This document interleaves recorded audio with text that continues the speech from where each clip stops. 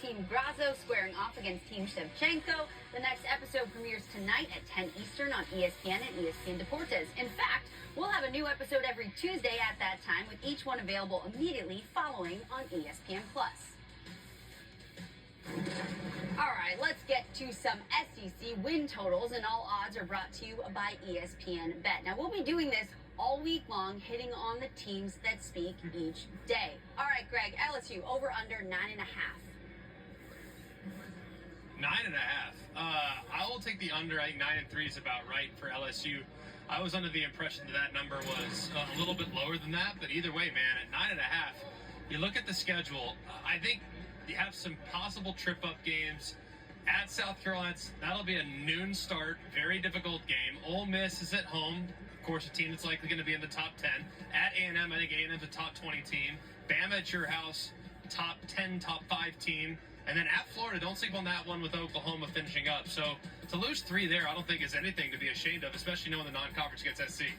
This is a tough one, and I would have said under 2 before we got here, but after talking to Kelly, I think I'm gonna go over. Just because I think that they are. I think they're kind of a dark horse, if you want to call it that. But the offensive line is going to be really strong. I think it depends on Nussmeier, the way he plays. But I'm building confidence in him.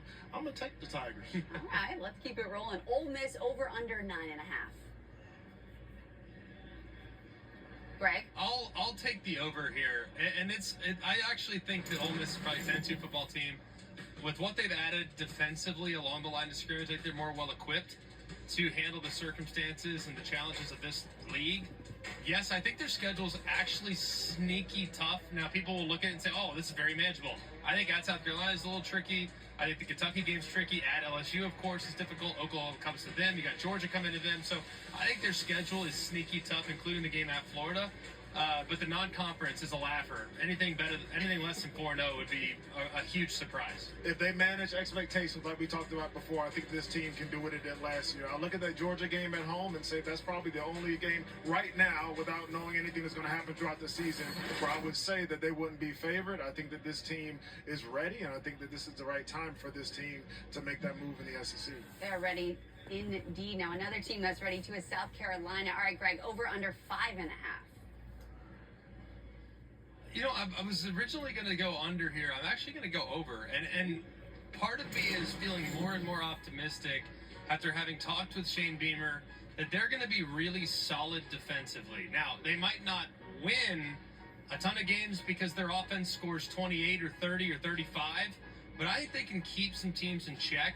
So I look at some of those games. I mean, the LSU at home, is that one they can get potentially? Can they get Ole Miss at home? Those are big questions. I think they can go to Vandy and get a win. I think they can get Missouri potentially at home. I think that's possible. They've gone to Clemson and won in the past. So I'm going to take the over. I think defensively and their ball control identity will help them a lot in getting closer to that win total. I think that's what's so difficult about South Carolina, because when you look at this team, they win by forcing turnovers, they win by playing great special teams, and they always are sneaky good on 1 or 2 games where you just don't expect them to win. I'm going under on that, but simply because I look at them last year, look at who they have coming back, the change at quarterback, the struggle they've had on the offensive line. I think they'll have a great defense, but I just don't know quite offensively if they'll have the firepower to win some of these games. Well, and I liked what Coach Beamer said. He said it's hard to outwork passionate people, and he's pretty passionate. So we shall see. All right, Greg, finally. He is that. He is that, for sure. And finally, Greg, Vandy, over under 2.5. Yeah, I think this team, they had a ton of people leaving the portal, and that was a challenge. But I actually think they've done a pretty good job of addressing what they need to become offensively. They go out, they get new offensive mentality, bring in Tim Beck, their new offensive coordinator from New Mexico State.